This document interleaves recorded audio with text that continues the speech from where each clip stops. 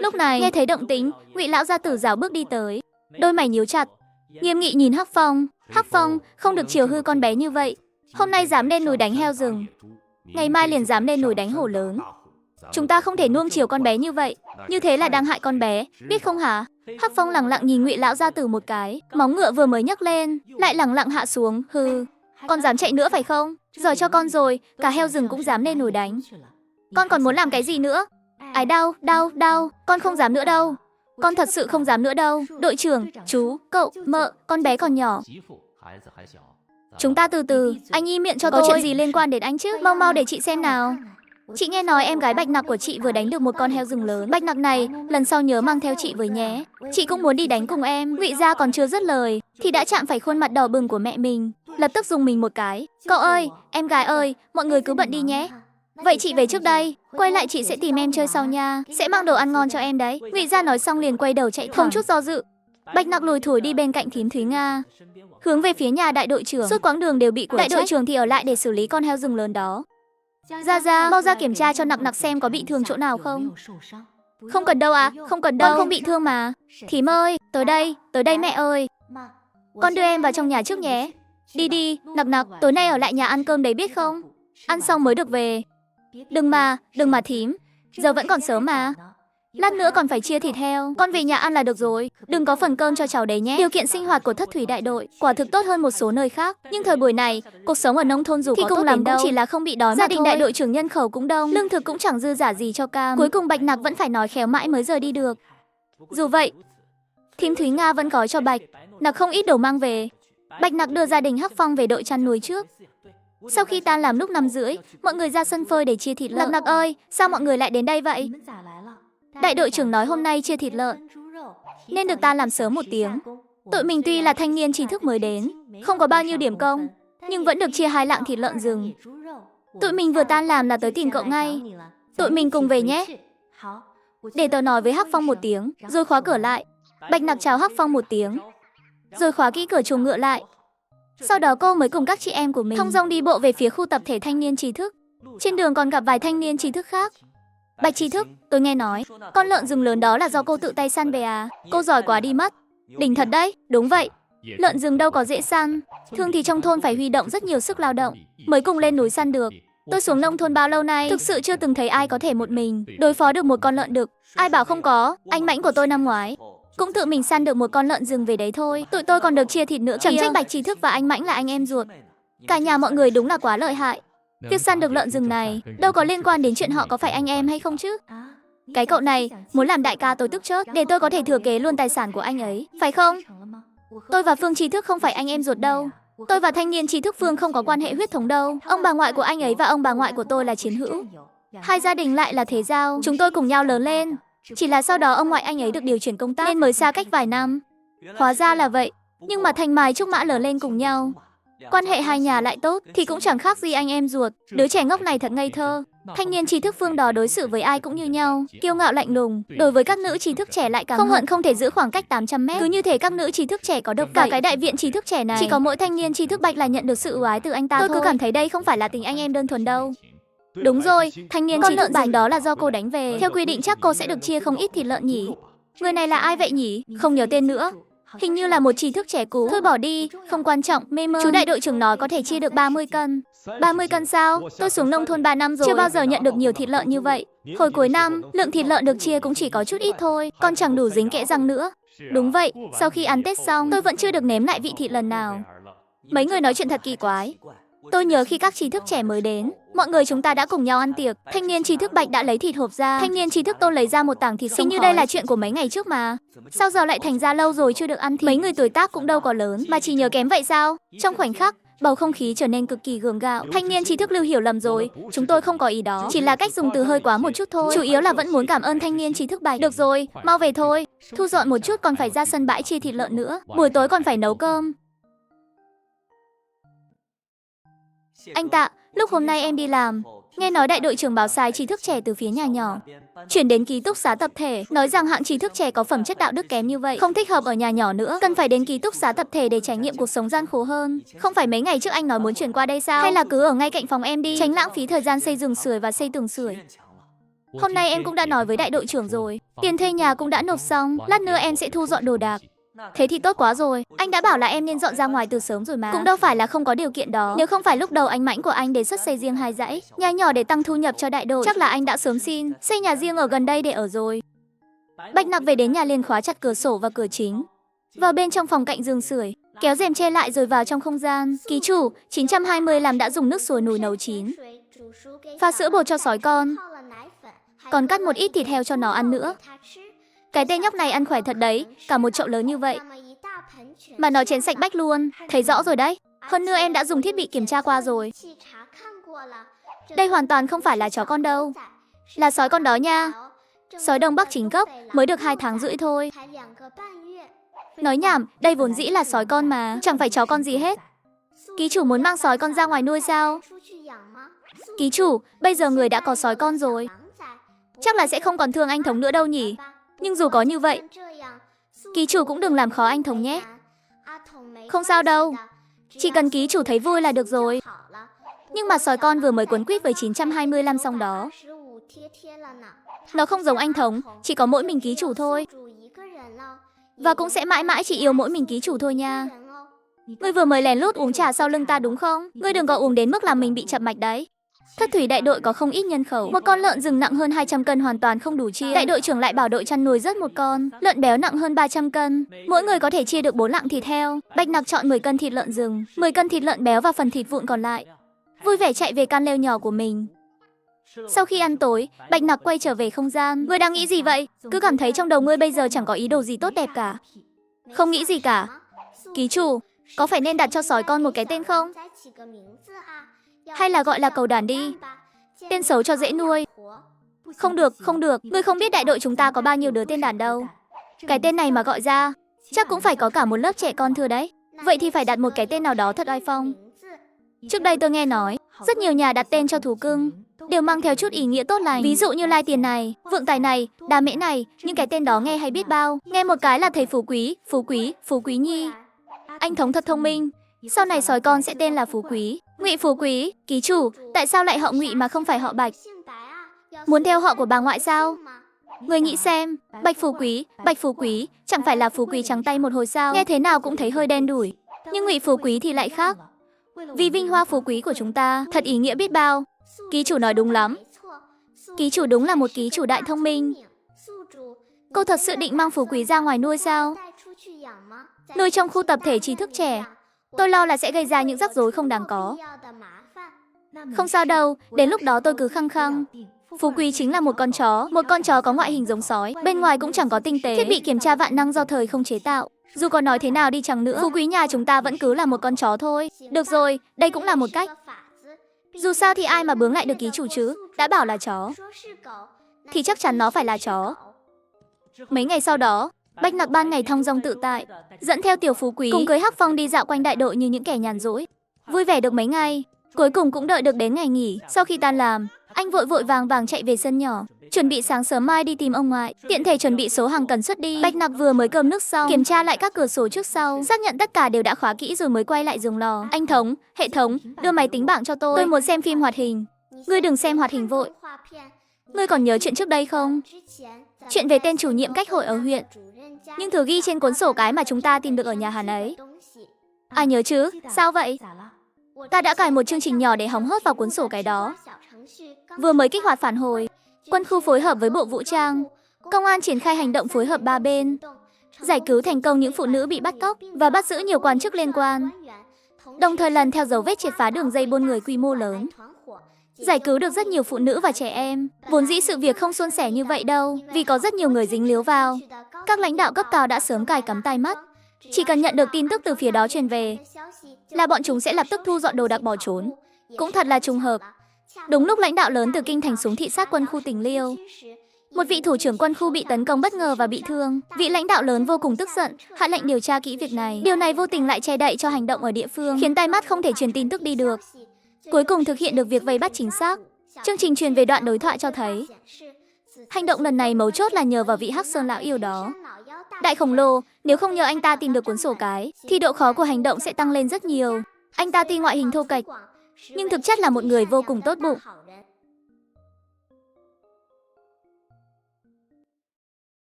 Tại một con phố cũ phía tây huyện lỵ, Phương Mãnh vừa bước vào sân, đã thấy Vu lão đang thong thả ngồi trên ghế bập bênh, ung dung nhâm nhi tách trà. Lúc này mới vừa đầu tháng 5, nhiệt độ buổi sáng vẫn còn hơi thấp. Ông già này đúng là có vấn đề gì rồi? Ra sân uống trà rồi à?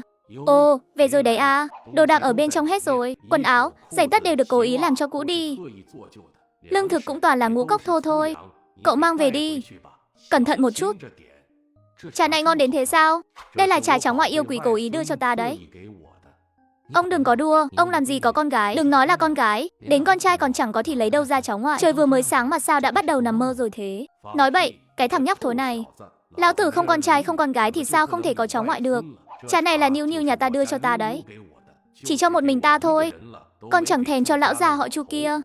Chu lão gia, tại sao Niu Niu lại phải đưa trà cho Chu lão gia tử chứ? Hai người họ dường như chẳng có quan hệ gì mà. Mấy ngày trước tại sao lão Chu lại mạo hiểm đến tìm ông? Ông ấy thực sự là đến tìm ông sao? Thôi chết, lỡ miệng rồi. Cậu không thấy mình đang nói nhảm mà. Chu đại đao không đến tìm ta thì còn có thể tìm ai? Niu Niu nhà ta với ông ta có quen biết gì đâu. Tất nhiên là không tự nhiên mà cho ông ta uống trà rồi. Lão già đó chẳng qua là ghen tị với ta thôi, vì ta có trà ngon thế này. Nhưng Niu Niu chẳng cho ông ta chút nào, thật không dễ lừa đâu. Điểm này thì cậu không ngoan bằng Niu Niu nhà ta rồi. Lúc đó khi ta bảo cậu sau khi về, giúp ta chăm sóc Niu Niu thật tốt.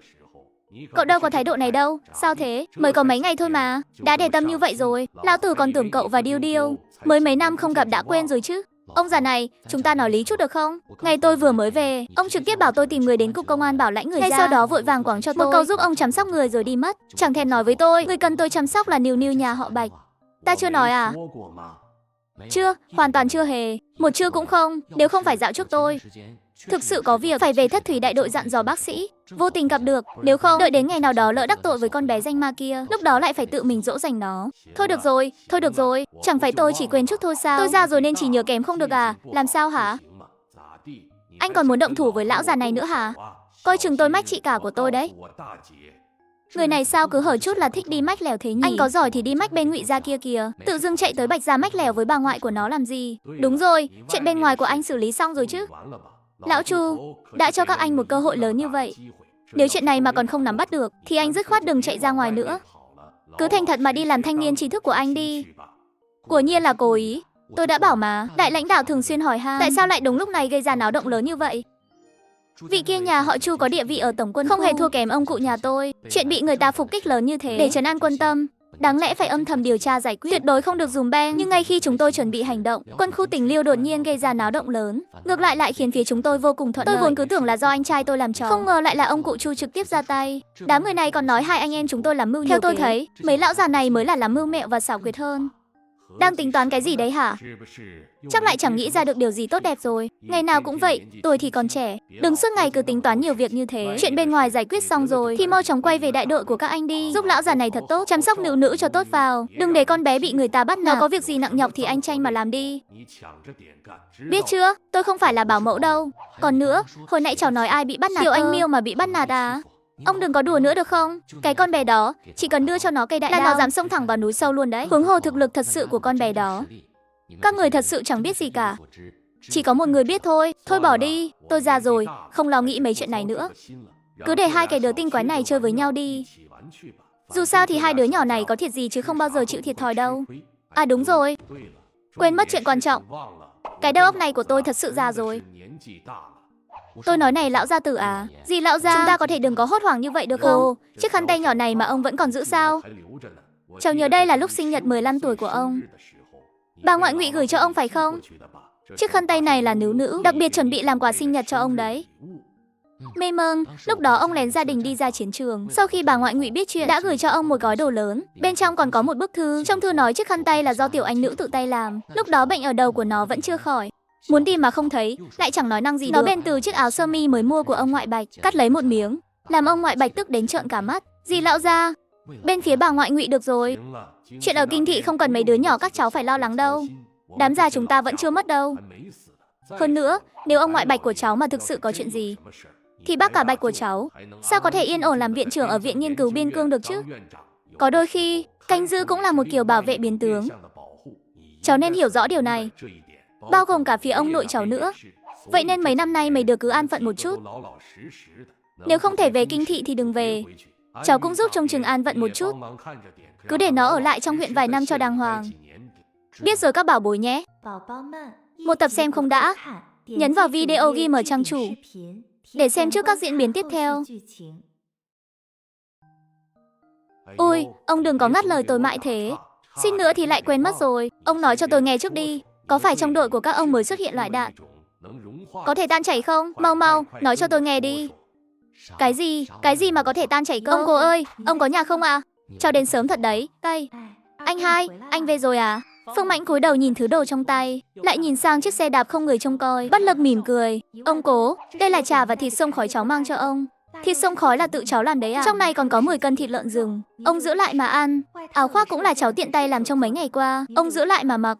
Chao ôi, nữ nữ nhà ta ngoan quá. Mang cho ông cố nhiều đồ thế này sao? Còn có cả thịt lợn rừng nữa này. Món này ông lâu lắm rồi chưa được ăn đấy. Tháng trước cháu vừa mang nửa con lợn rừng qua đây. Chẳng lẽ ông ăn không khí à? Khoan đã, lợn rừng. Phương Mãnh đột nhiên quay đầu nhìn lại, từ từ nhìn sang con bé danh con bên cạnh. Trong ánh mắt mang theo vài phần đe dọa. Về nhà rồi tính sổ sau. Con bé thớ này gan càng ngày càng lớn rồi, dám chui vào tận trong núi sâu thật luôn. Đến lợn rừng mà cũng dám đụng vào. Đúng rồi ông cố, bạn cháu lại nhập một lô hàng mới về. Nhưng lần này anh ấy đi đường núi. Ông xem bên ông khi nào tiện thì đi tiếp nhận một chút. Nữ nữ, người cháu quen đó có đáng tin không? Ông cố ở đây có tiền. Nhà ta không thiếu tiền đâu. An toàn của cháu mới là quan trọng nhất. Ông yên tâm đi ạ, đó là người của cháu. Cháu từng cứu mạng anh ta, trong có không ít nguồn cung cấp hàng. Bao gồm cả hàng từ Thượng Hải và Hồng Kông đều có. Chỉ là có một số thứ vận chuyển đến mất nhiều thời gian hơn. Thôi, bên cháu cũng chỉ là cung cấp một ít tùy ý. 2 giờ chiều nay đi lấy hàng ở phía Tây Sơn. Bạch Nặc và Phương Mãnh đã cùng ăn một bữa cơm trưa tại chỗ của Vu Quốc Thắng. Sau đó mới cùng nhau rời đi. Lát nữa em còn muốn đi đâu không? Đi mua thêm ít đồ nữa ạ. Khó khăn là mới có một ngày nghỉ, phải mua chút đồ ăn mang về. Còn anh thì sao? Vậy thì vừa hay, anh còn chút việc đi tìm người bạn. Em mua đồ xong cứ về trước đi, tối về anh sẽ nấu cơm. Dạ được, nhị ca anh mau đi bận việc đi. Em ở nhà đợi anh nha, đợi anh về nấu cơm nhé. Được rồi, mau đi thôi. Trên đường về nhớ chú ý an toàn. Biết rồi à, dạo này đại đội ngày nào cũng dắt theo Hắc Phong. Họ coi đại đội như sân chơi, cũng chẳng thèm đi tìm điểm danh nữa, chỉ đợi đến ngày nghỉ để lên huyện thôi.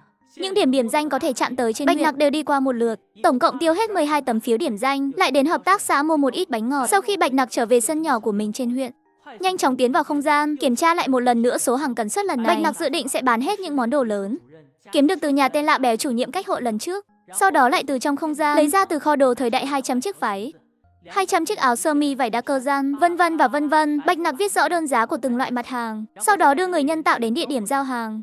Bản thân thì trốn trong không gian, lô hàng này kiếm được tổng cộng 17,113 đồng.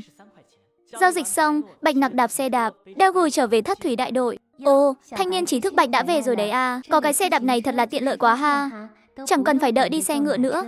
Bạch Nặc mỉm cười nhẹ, gật đầu chào mấy bà thím không quen biết. Đạp xe nhanh chóng rời đi, xét.